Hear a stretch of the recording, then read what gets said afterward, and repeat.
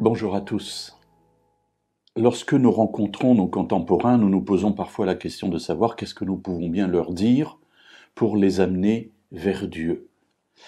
Peut-être pouvons-nous nous arrêter quelques instants ce matin sur l'Évangile, sur la bonne nouvelle. Qu'est-ce que c'est? Comment la présenter? Voyons pour cela l'enseignement du Maître, l'enseignement du Messie, de Jésus. Dans l'Évangile selon Luc, au chapitre 4, et au verset 14 et suivant, la Bible nous présente une prédication, ou plus exactement, une réflexion que Jésus a faite sur un texte qu'il a lu. L'intérêt pour nous est de découvrir qu'est-ce qu'il a lu comme texte. Il se trouve dans le verset 17 qu'on lui a remis au moment de la lecture du matin à la synagogue, de la deuxième lecture, celle de la Haftara, des textes qui suivent la lecture de la loi, on lui a remis le livre du prophète Ésaïe.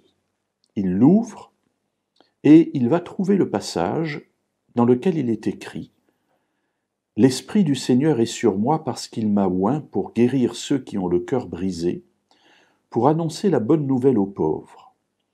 Il m'a envoyé pour proclamer aux captifs la délivrance et aux aveugles le recouvrement de la vue, pour renvoyer libres les opprimés, pour proclamer une année de grâce du Seigneur. » Jésus roule le livre, le remet au serviteur, et puis il va dire cette parole extraordinaire qu'évidemment nous ne pouvons pas dire, en tout cas à titre personnel. Il dira, et cela nous est rapporté au verset 21, « Aujourd'hui cette parole de l'Écriture que vous venez d'entendre est accomplie. » Ce que je trouve intéressant dans la parole que Jésus a lue, c'est qu'elle présente l'essentiel de la bonne nouvelle.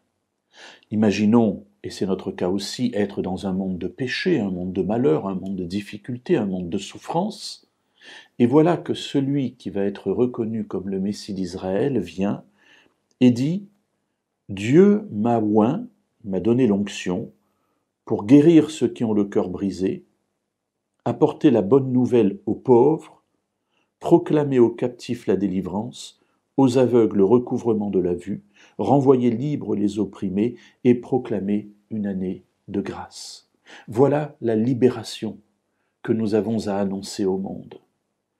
Bien sûr, d'autres passages peuvent être pris, mais je trouve que celui-ci porte l'essentiel de cette bonne nouvelle que Dieu veut partager au monde et dont il nous fait les porteurs pour un monde en détresse. Alors, allons vers les pauvres, les opprimés, les aveugles, tous ceux qui sont rejetés par le système de notre monde actuel, et disons-leur que Dieu les a aimés et que le Messie est venu pour les délivrer et leur apporter une année de délivrance et de grâce.